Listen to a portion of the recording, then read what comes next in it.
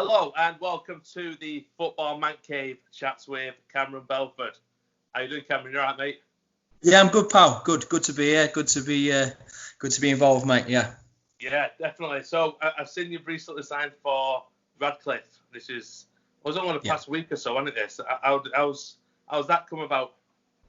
Well, the new manager there, Lee Fowler, I'd played with at Wrexham. And when I was at Coventry as a kid, he was in the first team at Coventry, so I knew Fowles anyway. And as soon as he got the job, he was on my case. So, and I've enjoyed working with him. I worked with him at Nuneaton Borough as well. He was an assistant manager, and he's a brilliant coach and he's going to be a very good manager. So it was an opportunity I couldn't turn down, really. As soon as he called me, it was a yes. It was a no-brainer, really. Brilliant. How's that going? Are you back in training now there, or what's kind of happening towards the new season? Is there any indication? Yeah, I think we're hearing rumours of non-league starting back up in September, probably mid-September time. But we were in last Saturday. Obviously, with the rules, social distancing rules, you can't all train together. It's in bits and bobs, and players are spaced out a little bit. But you're doing bits as you can. The lads are looking well. To be fair, the lads that are going to be there next season, a few lads are bought into it. We've obviously seen a few of them coming in stages in training, and it's looking well for next season. To be fair, I'm excited to get going whenever that is. I know, and that's the thing, wherever it is. And we've got, as it is now, football starting tonight, Premier League, Championship starting soon. So hopefully we can get the ball rolling a little bit and just get back to normality, because there's no football like rubbish. No, it's a nightmare, mate. It's a nightmare. Honestly, this is the longest I've been now without football. I'm starting for it to feel like this is how it is when you retire. So I'm definitely not looking forward to that. You know what I mean? I've been in the house for now 3 months with the missus and the kids, and with no football, it's driving me mad. I think it's driving the missus mad, to be fair, because obviously with football, I've had that routine now since I was 16. Football Tuesday, at least every Saturday at least. You know what I mean? So it's been a strange one, but as you say, hopefully we can get back to a bit of normality with it. And I was the old fingers, the butterfingers when we went back to training, or did you just go like riding a bike straight back into it? No, to be fair, it felt like I hadn't been away. We had obviously goalie coach there, Nick Culkin, who's been around a bit, and he knows his stuff. So we did a little bit of a session on Saturday, and to be fair, I felt good, and it didn't feel like I'd been away for 3 months. In fairness, so I think it was just that eagerness to get back. And get it right. So no, as I say, I'm looking forward to it. It's just a little bit frustrating, but it is what it is at the minute. And obviously we've got that provisional date of September, so hopefully we can start gradually moving towards a bit more training, and we can all get together a little bit more. Yeah, definitely. And that's it. If you've got like a little bit of an idea of when you'll be back, then it's something to work towards. Obviously beforehand it was just a case of nobody knew, but things going in the right direction in a minute, aren't they? So it's good news all around. Yeah, that's right. I mean, as soon as you got a date, you got something to look forward to, haven't you? So we're just waiting for that time to come. I think there's meetings going on. Obviously, there's been meetings going on with the league and the National League and that, and this week. And I think towards the end of next week, we'll probably know a little bit more, I think. Brilliant stuff. Right, so I want to take you right back to the start of your career. Was it at Coventry City? Yeah, that's right. Yeah. So what happened? Did you go from Coventry to Bury? Did you go Coventry first team, then Bury? Yeah, I was at Coventry as a kid. I was there since, probably 7-8 years old, since a young kid. Progressed all the way through their academy. And then I did my scholarship there, YT, for 2 years. I had a little bit of a stint out on loan at Tamworth when I was there in the youth team. Played one game in the conference at the time for Tamworth. Morecambe at home at Tamworth. I remember that. It was my first ever senior game, really. Right. And then I played a couple on loan at Hinckley United, which are now defunct. They've had to start again, which, funny enough, my middle brother is now the manager of the new Hinckley.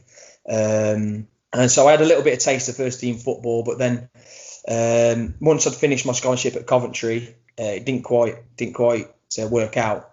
And I actually went on trial at Kettering Town. Right. Mark Cooper was the manager, who's manager at Forest Green now. I ended up playing for him at Swindon and Forest Green.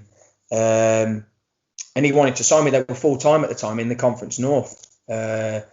there was they just had Paul Gascoigne there. Ron Atkinson was there as manager before. The chairman was properly going for it. Paul Gascoigne at Kettering. I don't remember that. Yeah, he went in as manager. Yeah, he went in as manager. I don't think he lasted long, right? Right. That's the direction the chairman was going. He was bringing in all these like big name non-league players, and I was just about to sign. We'd played Rangers in a pre-season friendly because the chairman loved it. Proper razzmatazz, wanted to get everything. I'm talking about Kettering, so we played Rangers in a friendly at Kettering. Place was sold out, and after the game, Mark Cooper said, "Do you want to sign?" But funny enough, Chris Casper at the time had rang my dad. I don't know how he knew my dad. Obviously, my dad was in football for years. He rang my dad and said, "Listen, keeper's got injured. Aaron Grundy at the time got injured." And he said, will he come up and play in a friendly, pre-season friendly, Bacup Borough away it was. Right. He said, "Listen, he's just about to sign for Kettering. If he plays in this game, it was the day after tomorrow night. Can you let him know after the game and whether you want to sign him or not?" And he said, "Yeah, we'll do that straight away." So I drove up with my old man in the car. He come up to Bacup, played the game, won 2-0. Thought I'd done all right. And he said, this was after the game, and he said, we do want to sign you, but can you come in tomorrow in training? We're all in training tomorrow. Can you sign all the papers? Like, well, I lived in Coventry at the time. I said, we're not really going to be able to go back down and back up. So we ended up, we were searching around looking for somewhere to stay, and we literally ended up staying in the car park at the Village Hotel in Bury because there was no space. There was no rooms in the car in the village. We tried a couple of B&Bs, all sold out, and it got to that late stage. It was like everywhere was closing. So we said, "Listen, let's just pitch up in the car," and we ended up staying in the car, slept in the car, and I signed for Bury the next day. No way. I'm like a bad back or something. Or was it a comfy car? I know I've slept in cars in the past. He had what was it? It might have been a Toyota Celica at the time, which weren't the biggest of cars, so we'd done all right. But he stayed awake all night, kept the engine on because it was a cold night, so he stayed awake all night. I got some kit, but that was the night before I signed for Bury. And your family, from what I've read, are like a family of goalkeepers as well, aren't they? Yeah. My dad played. He was at Villa. He was a pro at Villa around the time when they won the European Cup in the 80s. Right. He was a young kid there, 18. I think he was about 18 when they won the European Cup. And then he moved on to he went to Northampton. Didn't really played a couple of games in the league, and then ended up playing a lot of games in non-league. He's probably close to 1,000 games in non-league football, really. Wow. So he kicked it all off, and then there's obviously me, the oldest of the brothers. The middle one played a little bit, flitted around like Aston Villa and Coventry as a kid. Kind of lost a bit of love for it, and then obviously the youngest one, Ty, was at Coventry, and they sold him to Liverpool as a 15-year-old. So we were all keepers. So obviously the middle brother now is a manager. The youngest one's just signed for my old man's team, Stratford Town, which are in the same northern. It's a southern Premier League, which is the same as FC United and Radcliffe, but obviously the south. So he's still playing. He's just got a little bit of love back for it, so he's back involved. Great stuff. I just found it mental that you're all goalkeepers when I was reading it. Yeah. So you went to, obviously you stayed overnight in the very expensive village car park, and you signed for Bury. What age was you then? Yeah. I'd have been 18, possibly 17, just before my 18th birthday. It might have been, I had a good. I mean, I love my time at Bury. They're great people, and to be fair, one of the first people I met who did look after me was a guy called Keith Freeman, who owned the Waterloo pub. Absolute top man. Rest his soul. He's gone now, but he looked after me, to be fair, because the time I couldn't find anywhere to stay. I ended up staying a couple of nights in his B&B in the pub above the pub, and after a little bit, he said, "Listen, you got nowhere to stay. Do you want to stay here permanently?" He said, "I'll leave one of the rooms spare upstairs for you," and I ended up staying in his pub for the first probably year and a half of it, probably nearly 2 years of while I was at Bury. I lived above the pub at the Waterloo. Right, that's mental, because his son Darren. Yeah. I did, when I was doing my personal training, I did my course with him, and then basically interlinked. I think he owns Train now over in Manchester with a couple of other lads I know. And it's just a mental, just triggered then. Because I remember chatting to Daz last time I spoke to him about it, and his dad had just passed away at a sort of similar time. I thought, such a small world, isn't it? It's crazy. Yeah, crazy. I mean, Darren was brilliant, to be fair. Darren, I used to, if you ever see him again, you have to ask him about a few nights out, because he literally took me under his wing, because obviously I was only 17, 18 at the time. Dangerous. He was going out. It was madness. He was going out with all his pals, and he used to drag me along, to be fair, because I didn't know anyone in Bury. I only knew the football lads, and a few of them didn't really stay local. So, every weekend, well, every other weekend, or we were out really. But he was showing me Bury as a town, which was enlightening. Yeah, it certainly is. I live really close to Bury, next town along, and there's been a few easy nights out there, definitely. So, so when you went to Bury, what was it as a youngster? Was you sort of a one earmarked for the future, or was it a case of let's sort of get him in and see what he's made of? Yeah, I mean, obviously I think we just signed Jim Provitt at the time, and Jim had a good few seasons at Hartlepool, so that was his level League Two, and he's a very good keeper at that level. And I think it was just a case of come in. I was still a young kid, so I weren't expected to play, even though I thought I could play or wanted to play. I've always been that type of person. But I ended up that season, I think I went out on loan to Worcester City in the Conference North at the time, and I ended up playing nearly 30 games there as an 18-year-old kid, which was brilliant. And then I played the very last game of that season away at Accrington. I come on for Jim for the last half an hour. Because Alan Nillard come in as manager, and I think when Alan Nillard come in and he brought Neil Cutler in as goalie coach, Neil Cuts had seen something in me for the future, and he worked really hard with me, to be fair. And I owe a lot to Cuts, because I wouldn't have been the keeper I was or had the career I had if it weren't for Cuts, because he dedicated a lot of time to me, not just on the field, off the field. We used to do extra sessions in the gym. He used to stay for ages and properly work with me. So I do owe a lot to him, and I think he'd kind of earmarked me for a few years to come at Bury, which was brilliant, to be fair. So the experience I gained at Worcester was invaluable to then come back. And then I think I was more involved the second season. I was literally more or less on the bench for the whole of that season. I think I played probably one game that year. And then the third season we brought Wayne Brown in. Again, I was just number two to Brownie, who was a very good goalkeeper in the lower leagues, had a great career, and he's a top man, Brownie. I still speak to him now.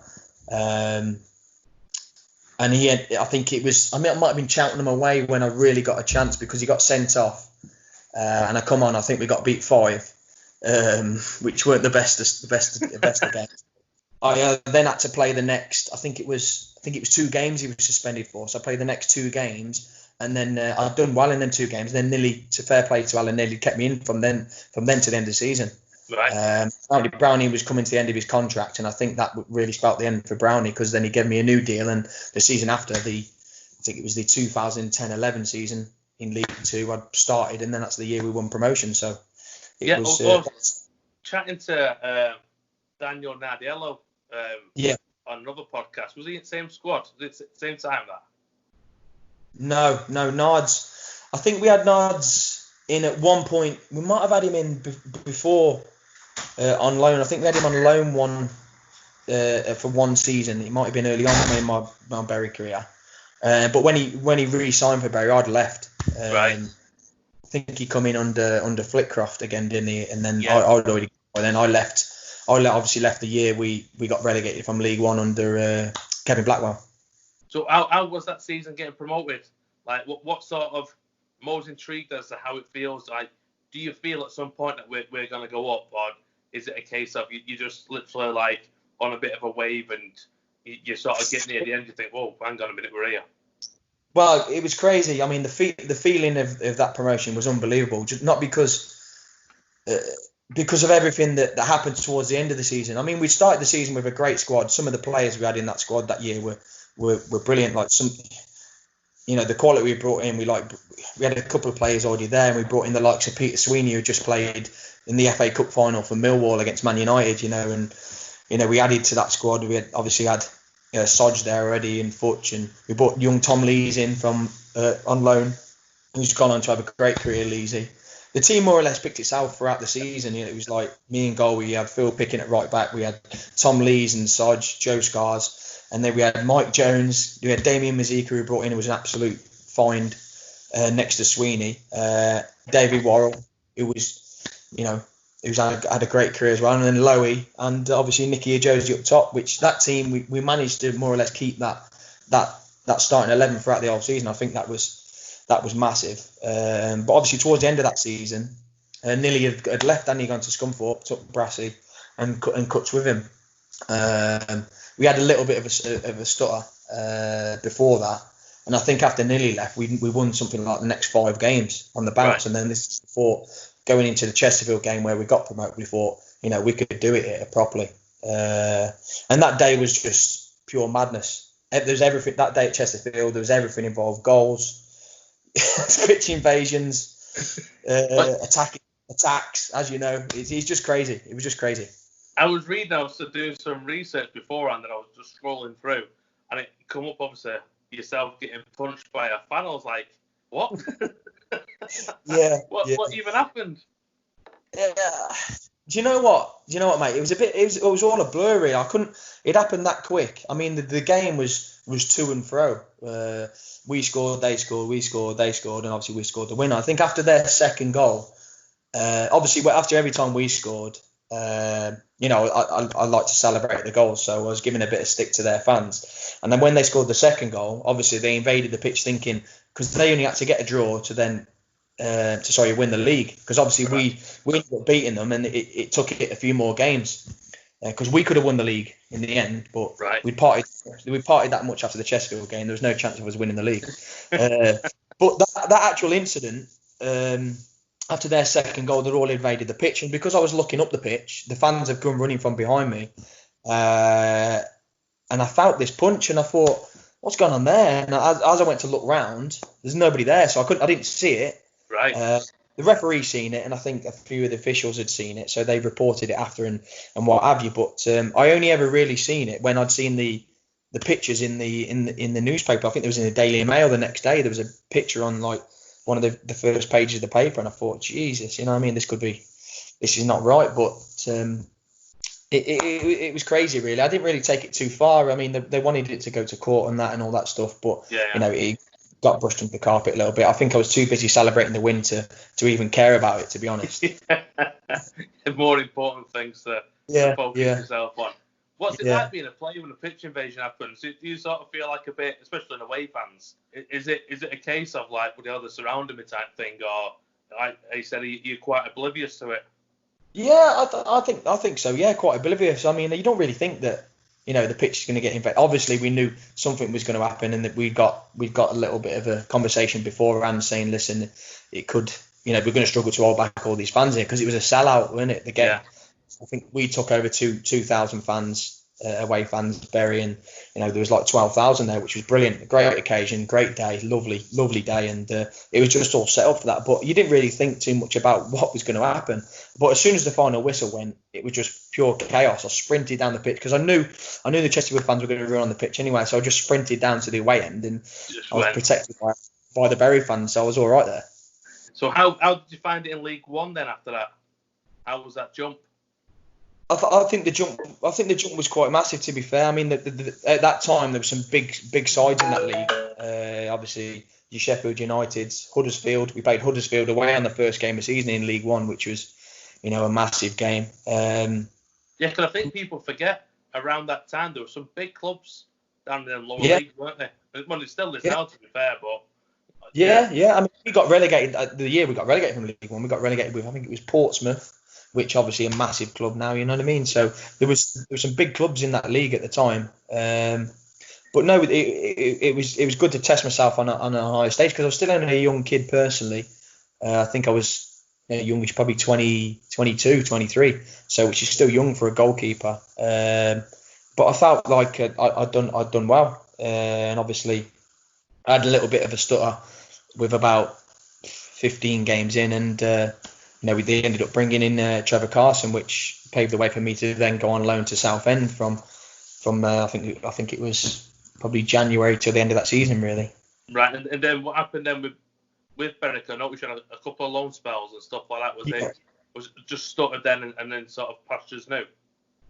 Yeah, I mean, I still halfway through the season before I'd signed a 2.5-year contract, so I still had the season. I still had the season in League One the next season. I still had another year on my contract after, so I didn't want to leave Bury, but obviously circumstances dictated that I weren't playing. So I had a conversation with Richie Barker at the time, and he said, you might be better off going out on loan. I said, yeah, that's fine, because I don't want to be sitting on the bench and not playing, especially at that age. I'd been playing regularly, and I thought I want to carry on playing. So I had the opportunity to move to Southend, which was, well, to be fair, I absolutely loved it there, and we ended up getting the playoffs. I think we lost to Crewe in the playoffs that year, who eventually won the playoffs and went up. So it was another successful-ish season apart from losing the playoffs. I think we lost out on automatic by 1 goal.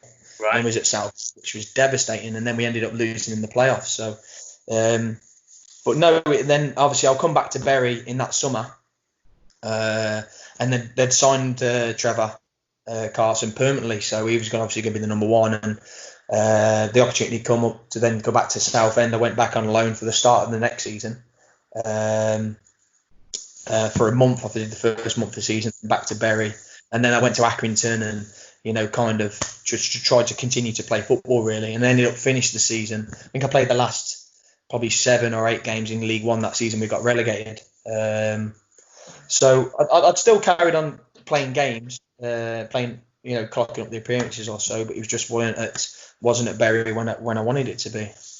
And so, I mean, we're going to fast forward. Obviously, we want to go back to FC United. Obviously, went through a couple of teams there, and I know we went down to a team I honestly never heard of before. I'll have to get it up now because I forgot the name. Rushall Olympic. A few clubs, yeah. Yeah, well, yeah. The year I left Bury, went my dad got the manager's job at Tamworth in the conference, which is obviously the National League now. He was manager at Tamworth, and if it probably weren't for him, I probably wouldn't have signed, because it probably weren't the best move I could have made career-wise, but because of my connection to my dad, I dropped out the league and went to Tamworth, and so I went there. I had a good season, to be fair, and felt really good. I was up for all the awards, won a couple of awards at the end of that year, and then I signed for Mansfield back in League Two in the summer, and I only lasted say 3 months, maybe 2 months at Mansfield, and then I dropped out of full-time football, and that's when I signed for Rushall Olympic in non-league, and then I did that's the first time really I'd come out of professional football. So I did a course, a railway course. I was doing a bit of work on the railway and playing football, and combined in the two, and then I think it got to January, maybe February time, and then the opportunity came up to then sign for Swindon, which was crazy, totally out of the blue. But because I knew Mark Cooper from playing with him at Kettering that time before I signed for Bury, he said, "Why don't you come in?"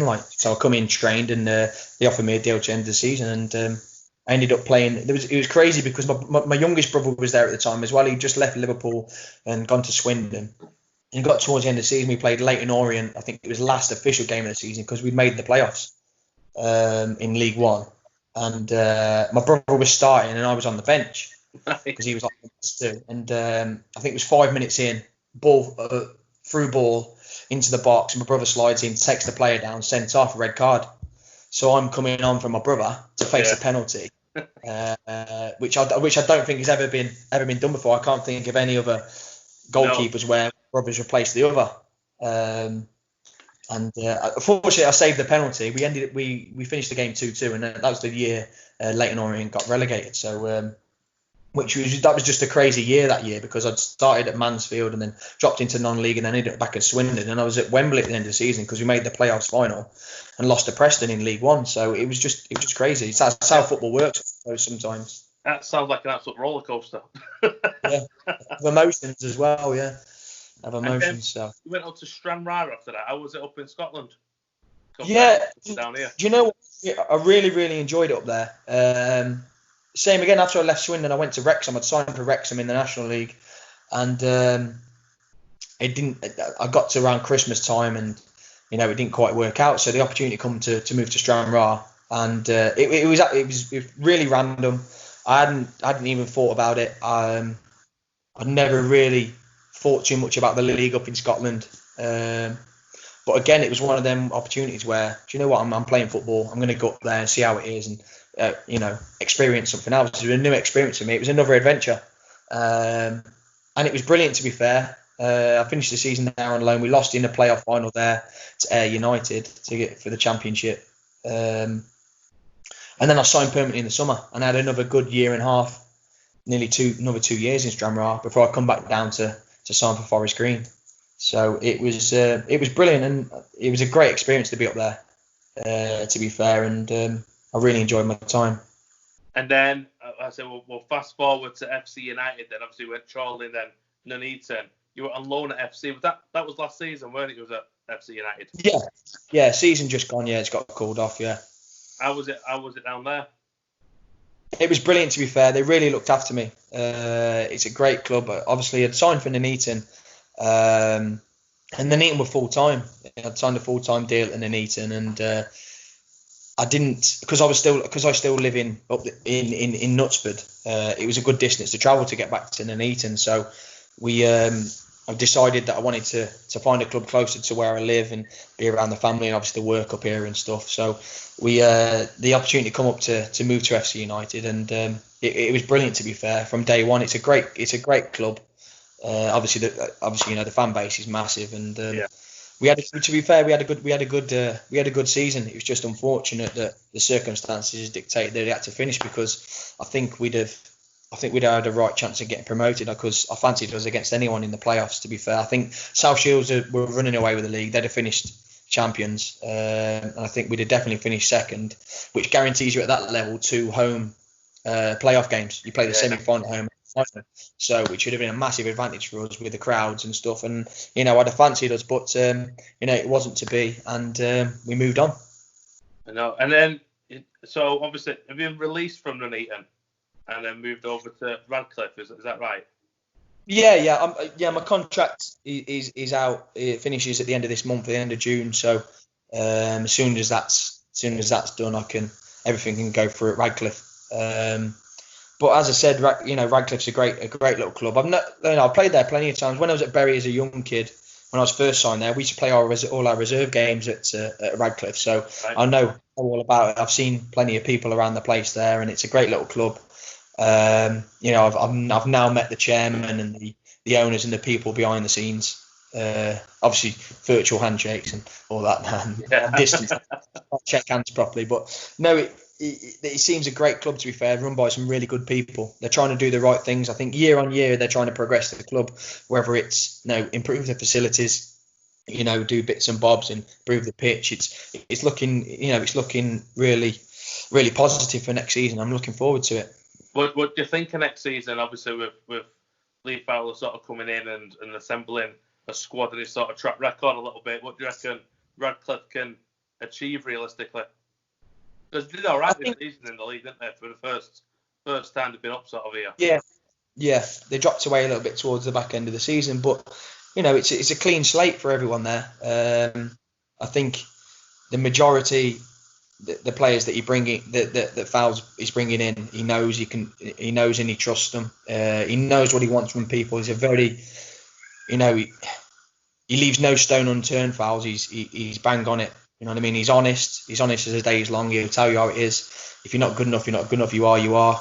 He tries to improve people, not just as footballers, but as people as well. He'll speak to you one-to-one.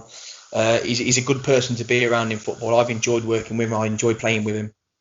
And I know he can get the best out of me as a player, and I know he could get the best out of a lot of players. So, and he's a great coach. He's still relatively early in his management career, but you can see that he's going to be a very good manager, and I think Radcliffe have made a great appointment in appointing him, to be honest. So for next season, I think that It'll be very disappointing if we weren't competing at the top half of the table. I think everyone wants to, end of the day, you're not in the league just to sit in mid-table. Everyone wants to win things, so I think we'll be competitive. I think we'll have a good go at getting, probably, I'd like to see us in the playoffs at least. Definitely. We'll be down there hopefully next season when the season starts. We'll always pop down, and we do enjoy it down at Radcliffe. Hopefully we'll have a chat with you down there as well, and sort of catch up in a few months when the season starts and see what's happening. Hopefully Radcliffe at top half of the table. I hope so, mate. I think so. I think we'll be all right. Brilliant. Right, cheers for your time, buddy. Top man. Thanks, Ian. See you later.